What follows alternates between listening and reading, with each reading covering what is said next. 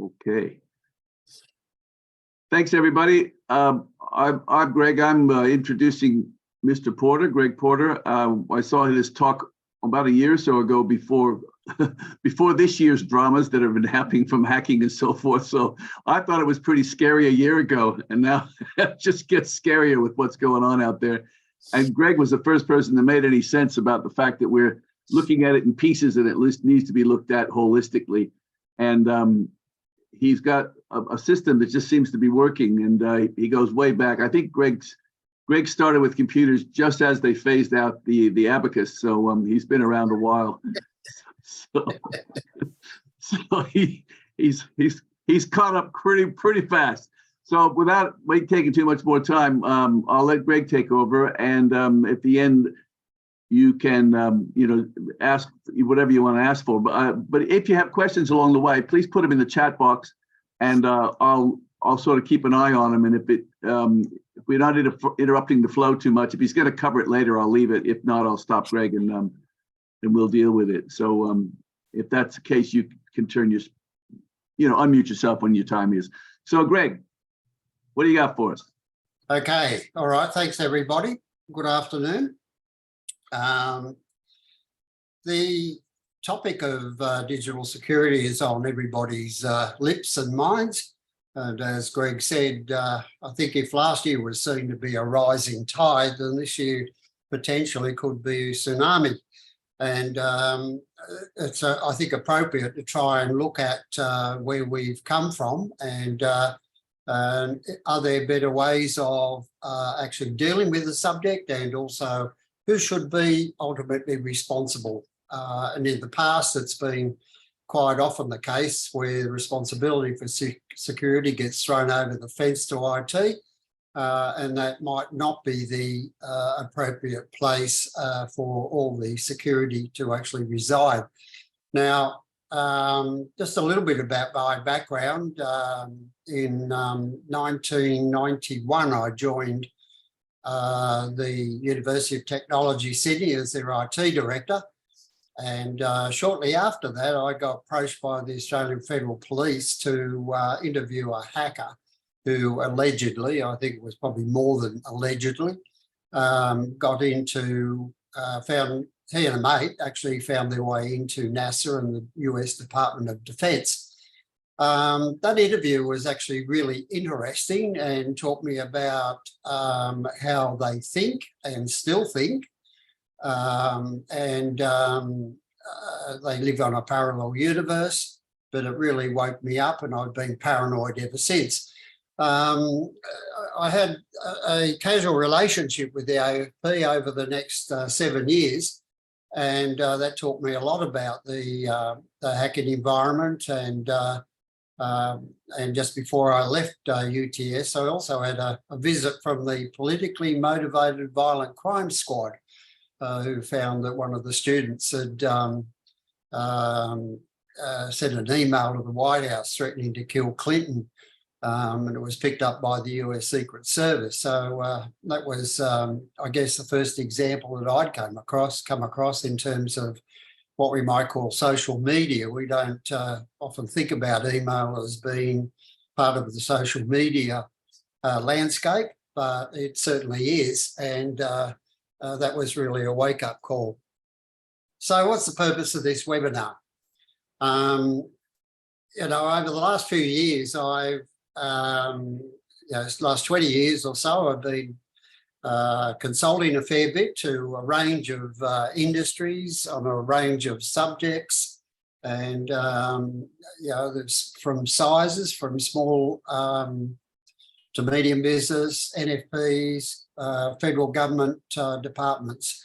So I've had a fairly extensive experience and history and examples that I can actually draw on in this. And I've come to realise that these days we actually need a different approach from the way we've been doing things. And in fact, if I had my time over again, I perhaps would approach some parts of what I've done quite differently because of the changing environment that we now have.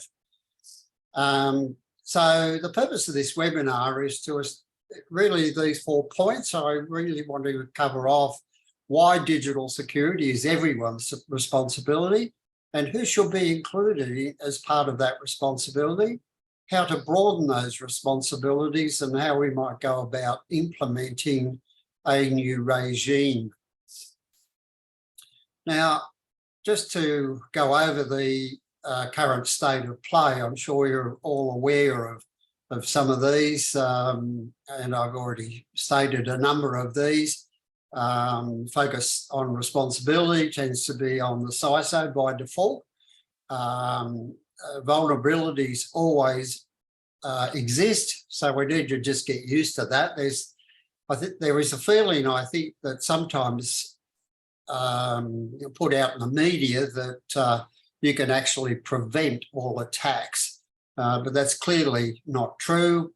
Obviously, software, hardware, and humans are always vulnerable, and so as a result of that, there will always be attacks that we are surprised with.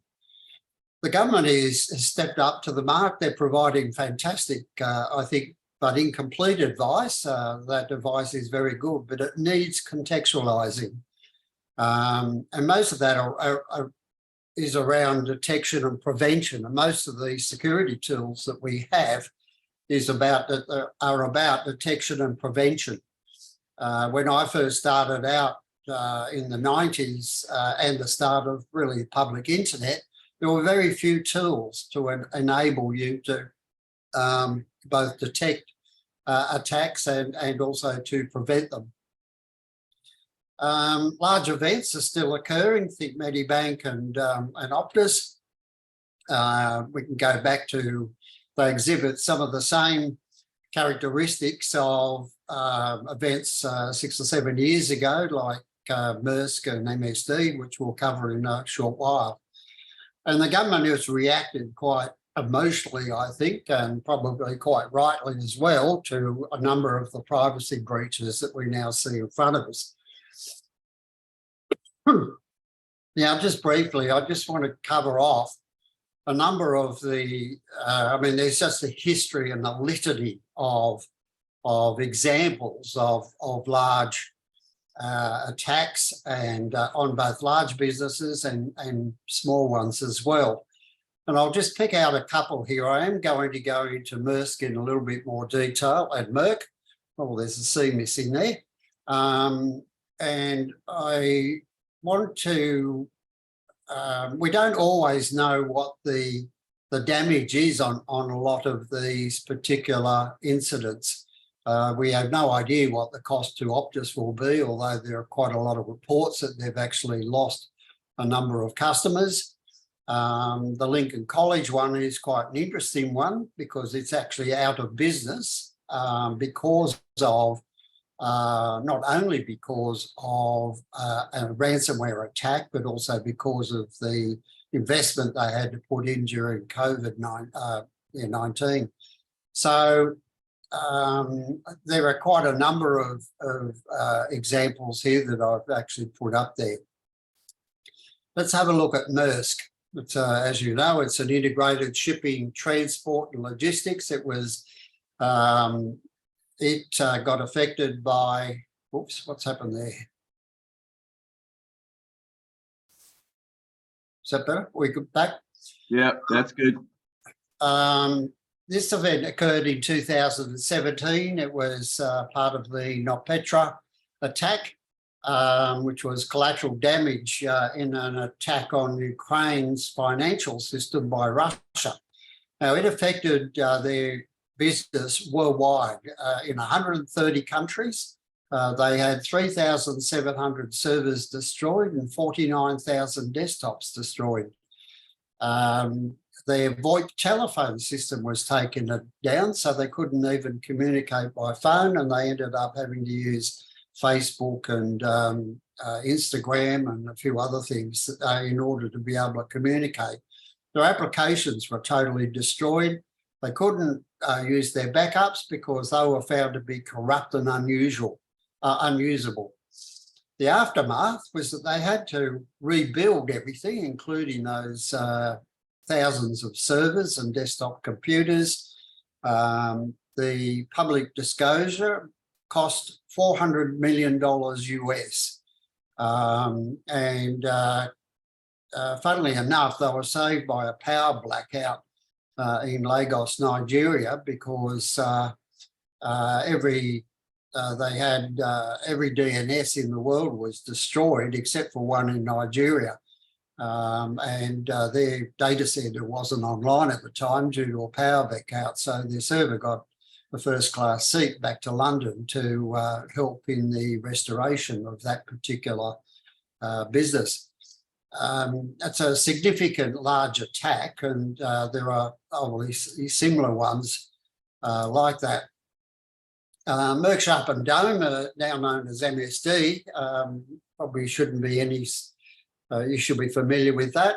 Again, they were collateral damage in the same way as Maersk was.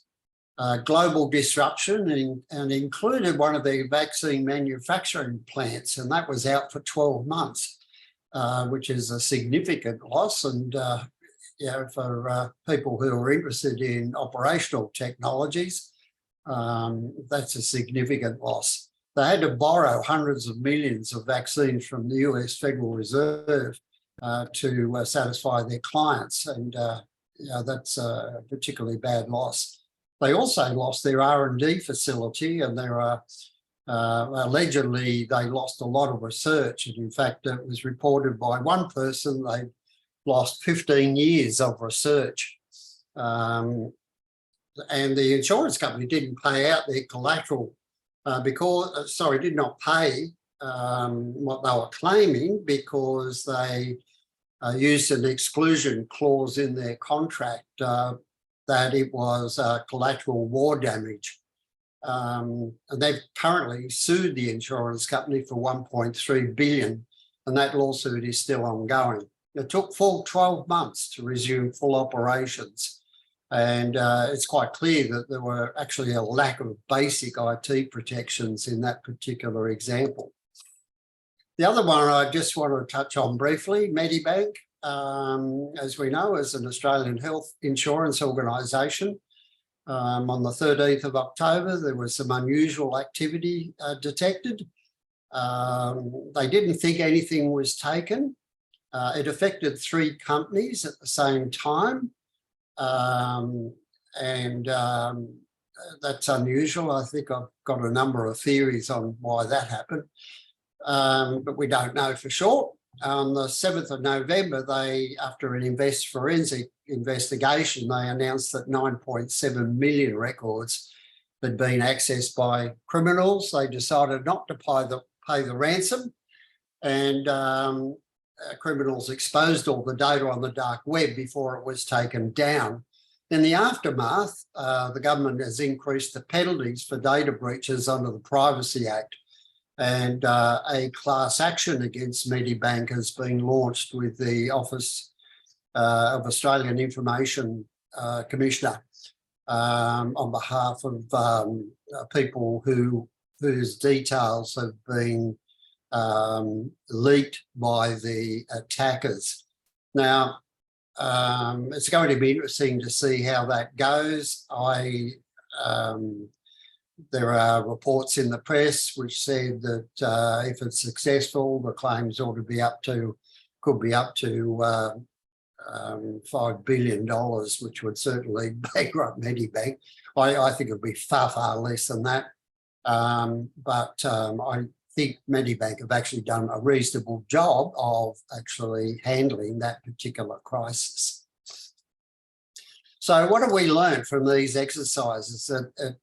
Obviously, the obvious one is irrespective of what you do, you will always be vulnerable.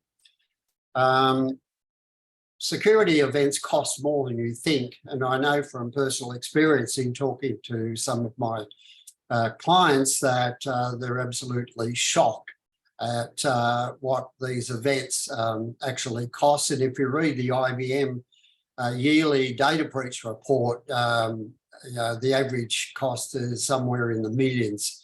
and that's yeah, substantial.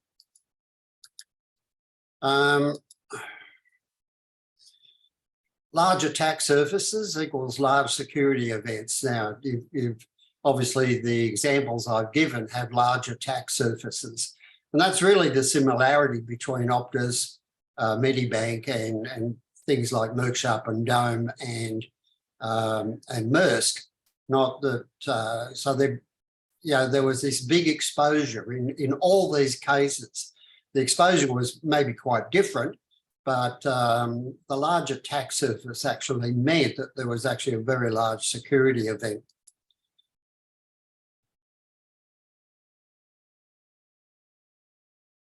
What's going on here?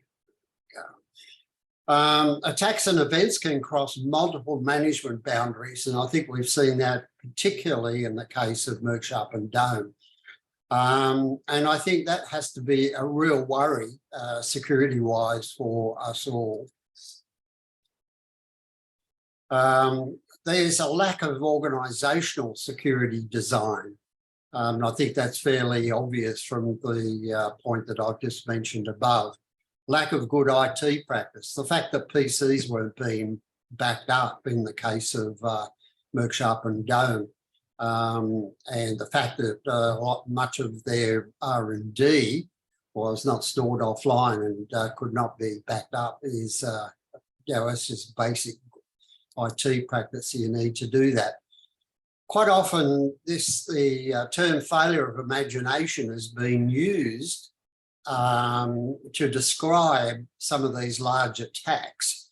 And I've actually published a paper on what failure of imagination is, and events like 9/11 seem to be used to, failure of imagination has been used to describe that as one of those things. And we can see in many of the attacks that have occurred that we probably should have seen in advance the possibility of some of these events actually occurring. And we need to do more in terms of trying to understand where we are most vulnerable. And that means taking a worst case scenario. And quite often we don't move out of our own comfort zone, but we need to, and we need to consider that rather than saying, well, it'll never happen here.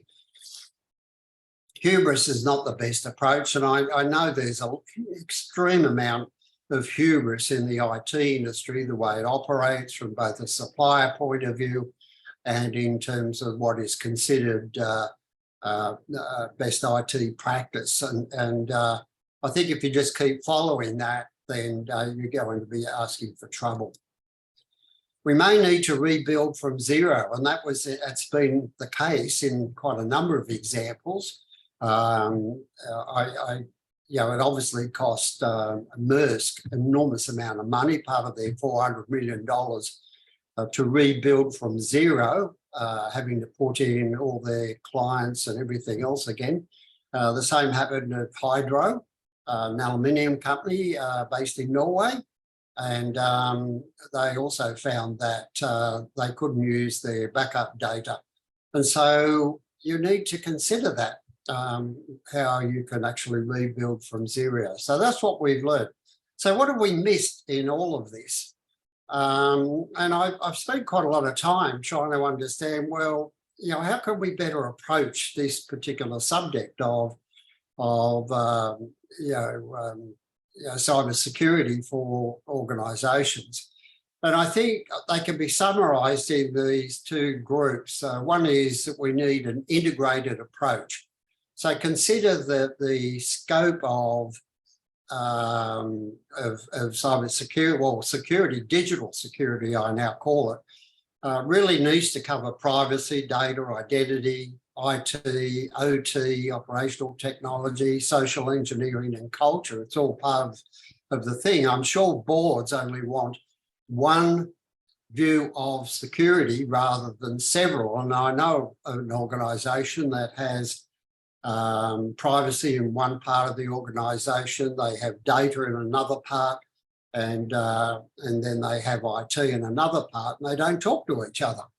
And so I think as far as boards are concerned, they want a total view of security, and a view that where there are no gaps in that. And to firstly start that, then the board needs to have some principles from which they can actually operate and give some guidance and put the appropriate tools and monitoring into place. And it also needs to be aligned with management responsibility. As we've seen from some of the examples, we've got these cross-management impacts that impact the whole organisation. The other thing we need then is an integrated defence strategy and design. And I'm not convinced that we have a total design strategy around security. We're very much focused on carrying out the Essential 8 or the NIST strategy, NIST framework recommendations. But there's a bigger issue in terms of how we contextualise that, and that can only come about through a proper design process that allows us to design it from the ground up and taking into account the shortcomings that we currently have, as I've illustrated before. Now, I'd like to switch to just a quick analogy,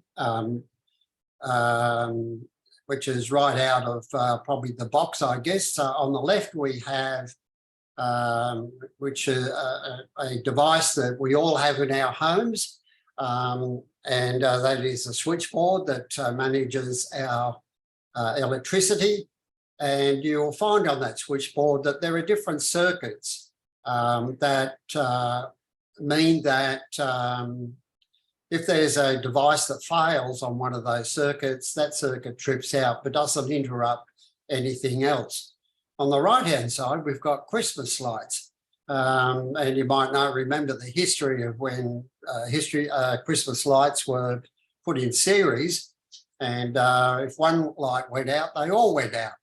Now, if you think about some of the examples we've talked through before, you'll find that many of our organisations are actually have attack surfaces more like Christmas lights than like a house switchboard, with different circuits, for instance.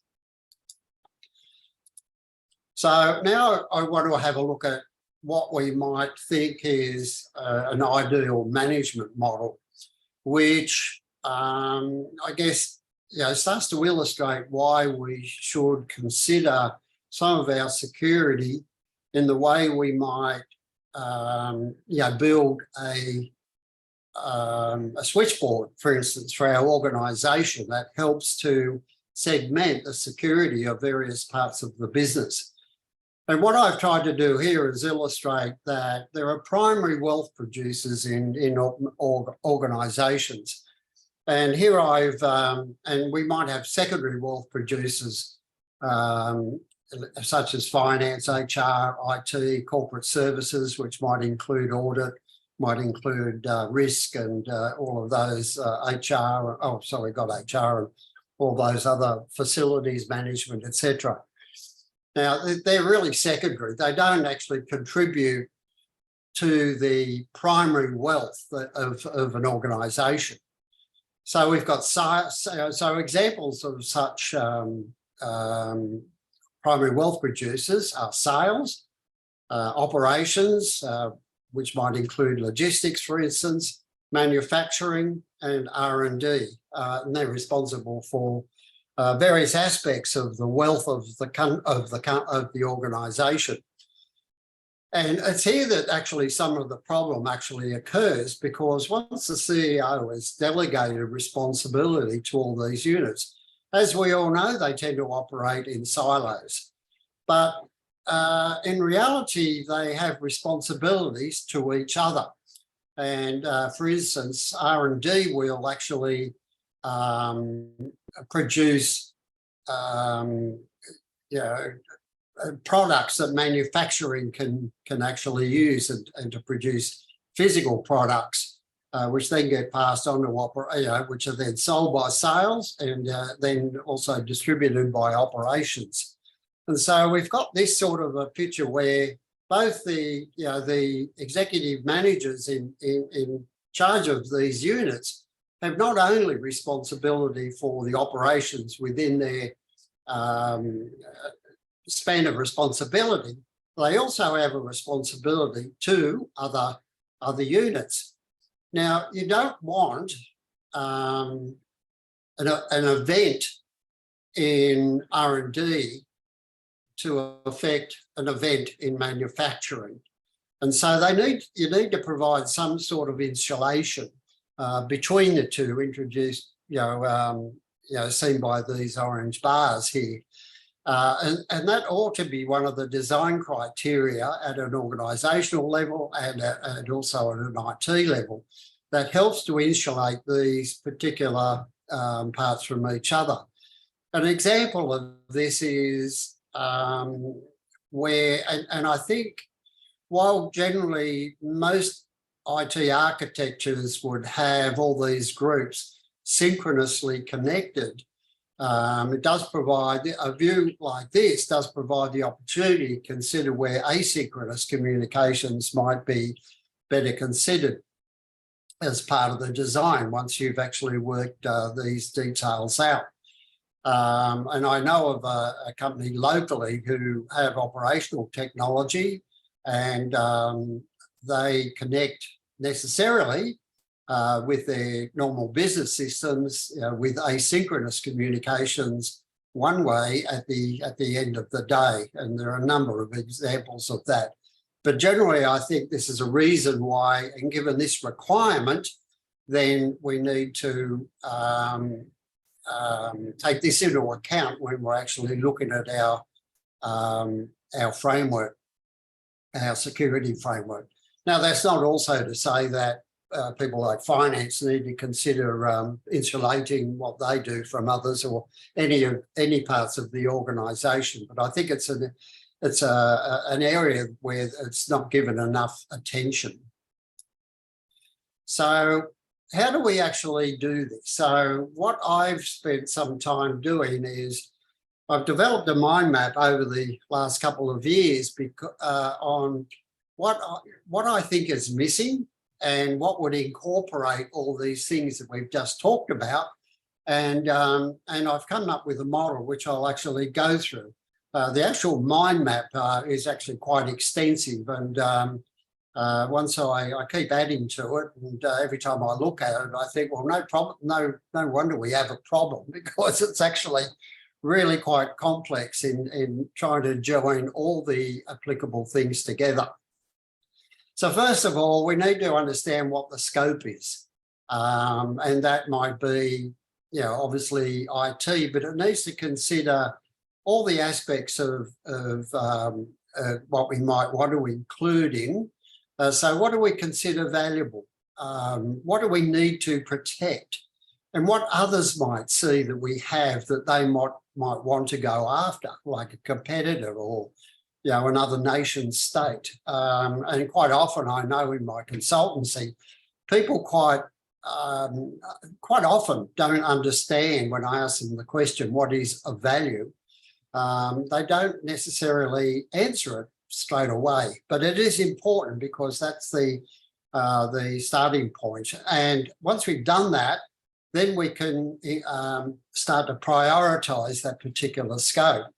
Then the next thing is to say, well, what do we want to achieve? Given that this is the grand scope of things, what do we want to achieve?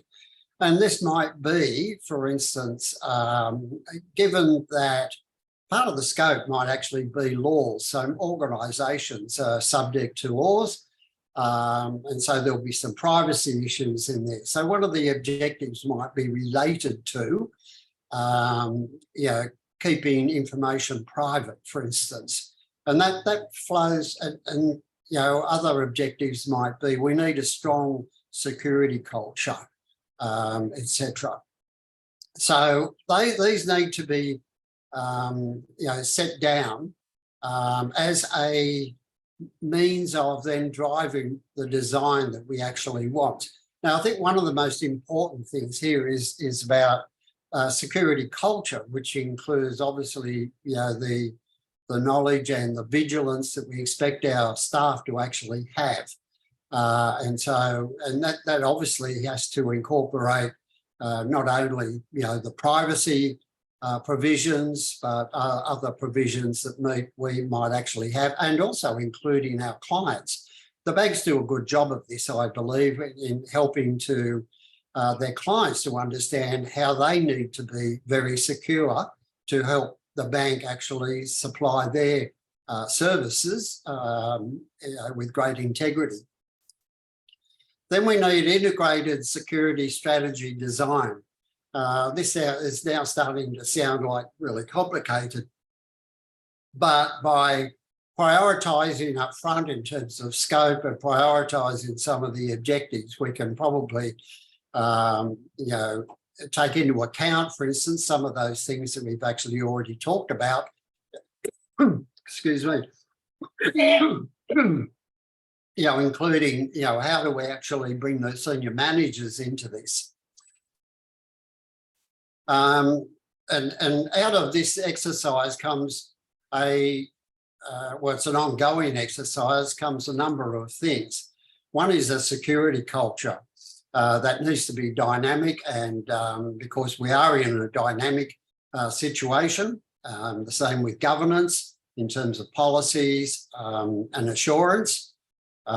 We also have security operations and the vital group who need to keep all the software up to date and monitor the tools and all of that.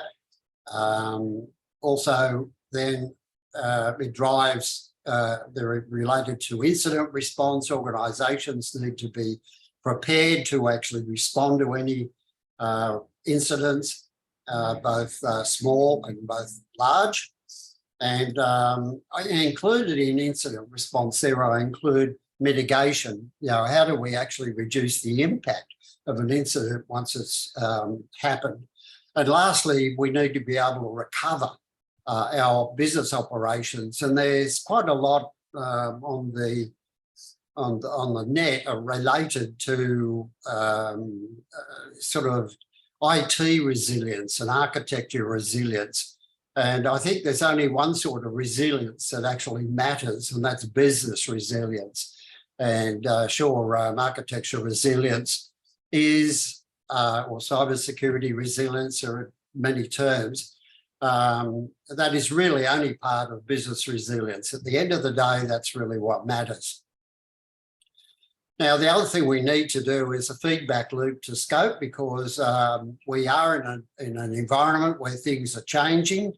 There are new laws coming in all the time. And so I see a group of people who might be, who monitor and are active in this strategy and design area. And if they see changes or another part of the scope starts to become more important, then we go back to scope and change that, relook at objectives and that. My early days, I did a bit of control engineering, and I'm really very keen on loops that actually help to, feedback loops that actually help to manage the process and keep it active and relevant. So how does the HDSF fit within the organisation? And don't pretend that in all the arrows that I've put into these diagrams are the only ones that exist. There are many. But I've tried to put in just some of those that I think are the important ones. The HDSF can be used by the board, because they can get a summary report out of all the activities. I see the HDSF as containing all the projects, all the priorities, all the incidents, etc. It can be used by the CEO. The board will get a summary. And if by request, I guess through the CEO, they might be able to get detail as well. The CEO is also obviously interested in in the whole picture, a summary picture, but also at the detail level. Then we also have executive management, who I believe need to take responsibility for the security and need to sign off on it for their own responsibilities. Integration with the risk committee is very important, and one of the requirements of ASIC in Australia is for organisations to integrate their cybersecurity with the risk committee. And obviously privacy and audit is obviously important, as well as many other parts of the organisation. And I've got people there, I haven't got staff. People are our clients, our suppliers, and of course staff. And they are vitally important in terms of understanding the culture that we want to promote and to help prevent the large attacks and things that might affect the business.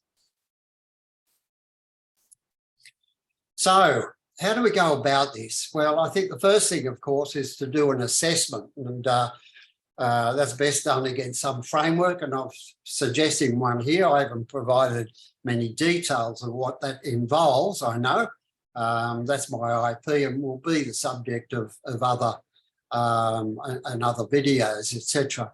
But we need to start with some board principles, and it is, I know, a vital concern of most boards that they understand what cybersecurity is all about.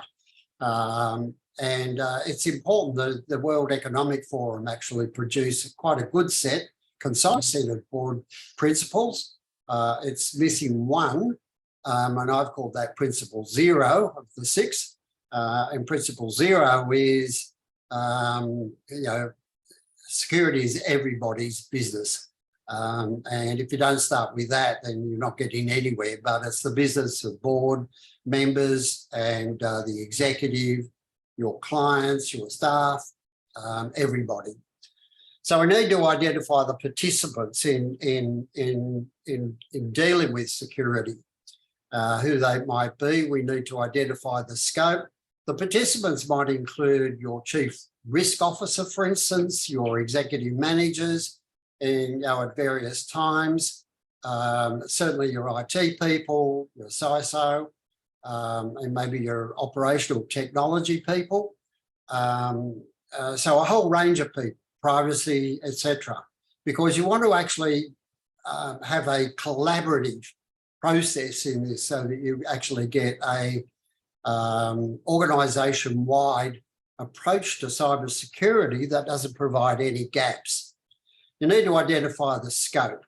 You need to identify the security objectives, and we've already talked about some of that. And what are the principles that we're actually going to establish? One of the principles that I don't see being discussed in the media or various webinars is what we should be. One of the principles might be to reduce the business impact of an attack. And by not taking that approach, then you end up with some large attacks like we had at Optus and we had at Medibank as well.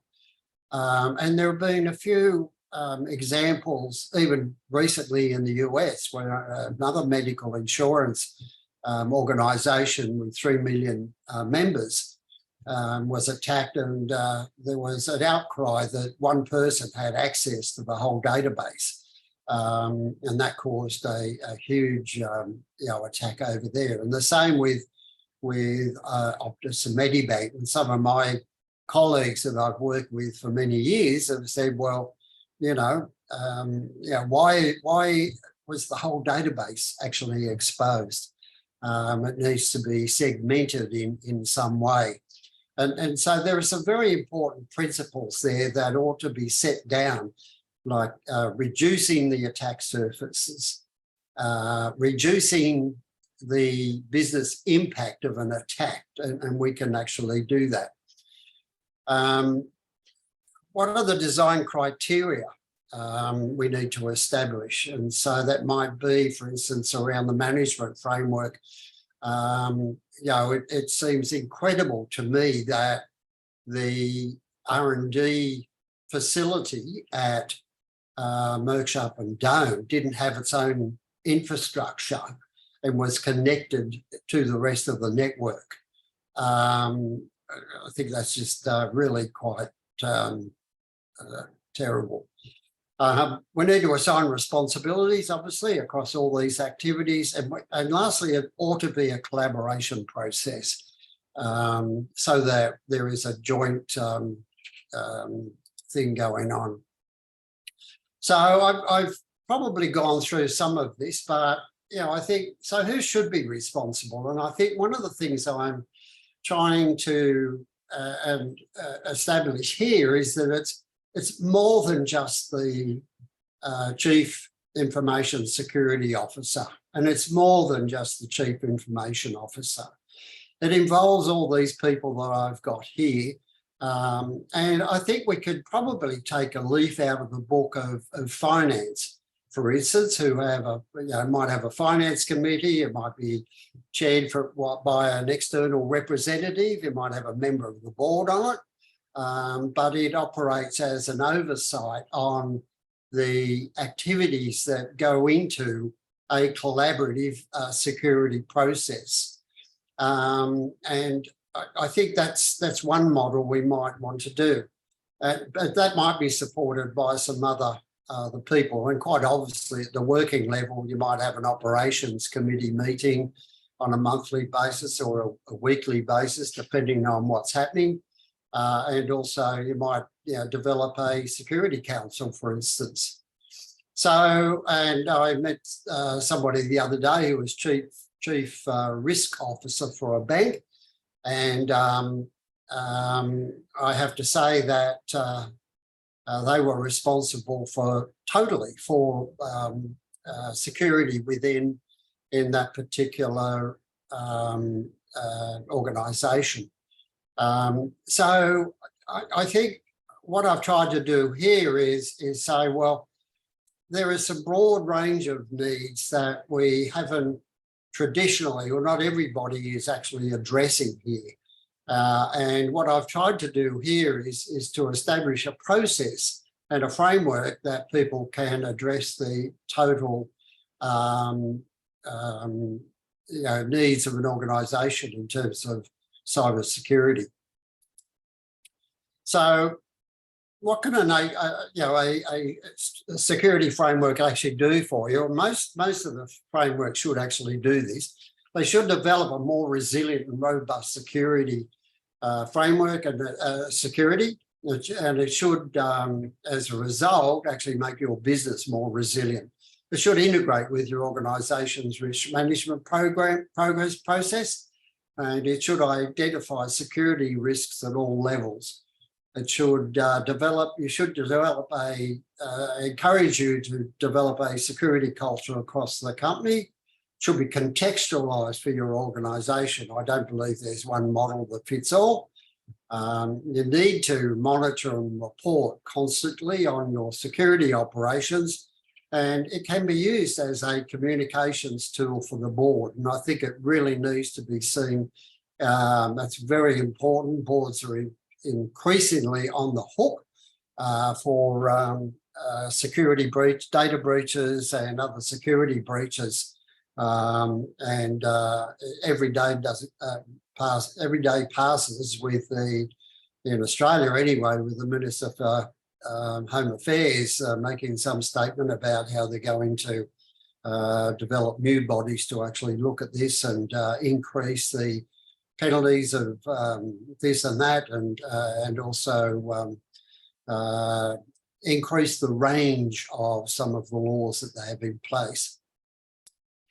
So what does the framework do that I'm have developed that you may not actually, which I don't see in operation as such? There's no really discussion around the broad view that I've actually produced here. It provides a holistic view of security and a shared governance framework, which I believe is really important. It reduces the business impact of a security event, because I believe that should be one of the principles in on which your design actually takes place and how you assign responsibilities for that. It needs to align, it helps you align your management framework, your security plan with your management framework, so that your senior managers are active in taking responsibility for the security of the parts of the organisation that are under their control. It provides a customised and flexible dashboard of all the security events and activities, and that comes about because of the holistic view of security that we've actually now developed. And obviously it provides visibility of compliance with laws, regulations and industry recommendations. And that particularly applies for the board because they need to answer to ASIC and APRA and a few other organisations to satisfy them that they're doing the right thing. The other important point there is that it actually helps to minimise the fines and that the government might want to punish you for, in the case of a data breach. So it's very important that the board in particular understands how well they comply with what the regulations and industry actually talking about. It provides prioritisation, establishment and monitoring of security projects across your security spectrum. So they all need to be part of one visible framework, and so we can do that under this particular model. It provides a basis for negotiating your insurance cover, although it's very, I doubt whether in fact you're going to be able to get any insurance cover at all at the end of the next 12 months. We already know that this is probably, most of you who know me know that I've never seen why the insurance industry would want to be in this business. And in fact, the CEO of Zurich Insurance has stated that he believes it's a failed market and it's basically uninsurable. It also allows you to monitor and report your security operations to both the CEO, to the Risk Management Committee, and also to the board. So, what can we do for you? We can do the assessment against our HCSF. We can identify major gaps and priorities. We can develop your security and governance framework. We can provide regular independent reviews and reports for the board and the CEO. We can provide ongoing support for your security readiness in terms of things like mitigation, incident response, and also recovery. And we can provide seminars, workshops for boards, executive management teams, and also normal advisory services, given me and my colleagues have an extensive background in normal IT management and governance and all of that stuff. So, what's going on here? There we go. So where would you like to start? Don't just be prepared, as David Thodey said in a speech to members of the AI, the Australian Institute of Company Directors. I think being prepared sort of gives notions of sitting back and just waiting for something to happen, but we need to be proactive, and particularly around the idea of cyber culture and security culture. I think we've got to constantly spend time on that and constantly update all our systems, etc. So with that, we might move to any questions that people might have. Greg, I notice there's a few in chat. Are they significant? Oh, that's just giving you some time markers. So you're spot on, though. So I didn't need to, as it turns out. Right. If anyone has something to say, remember to unmute yourself and ask Greg now. And if you want, more information or following up stuff, then you can put that in the chat as well. But any questions or comments from the gallery?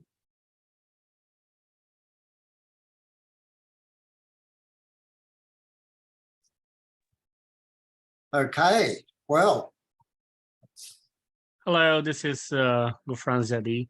I just have only one question. First of all, thank you so much for all the presentation that you've given. The only question I have, where I can find the link of this Zoom meeting? For example, if I want to review this presentation later on, where I can go and review it? I will be putting that up on my YouTube channel, and I'll also be providing a link on my Greg Porter Advisory website. Where are we? So my contact details are there if you want to, how do I pronounce your name? Is it Gufran? Yes, Gufran, yes. Yeah. If you want to send me an email, I can ensure after this is finished, I can send you a link. I will be producing more collateral around this for my website, and you'll be. I'll send you a link if you send me an email on this. Although I've got your details anyway, I can send it to you anyway. So. But yeah, I'll send you an email once the recording is actually available for distribution. Sure, I will send you an email probably like after this session. Okay, excellent. Thank you. Thank you. Anyone else?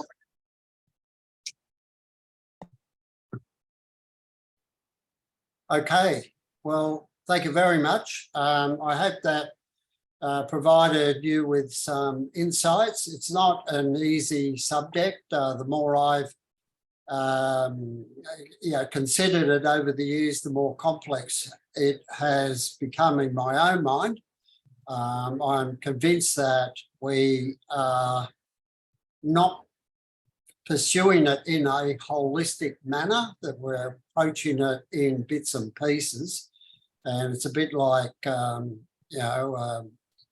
you picture it a bit like a sieve, I guess, and you just plug one hole up only for water to pour out of another hole. And it's very much a game of whack-a-mole at the moment, but that will continue.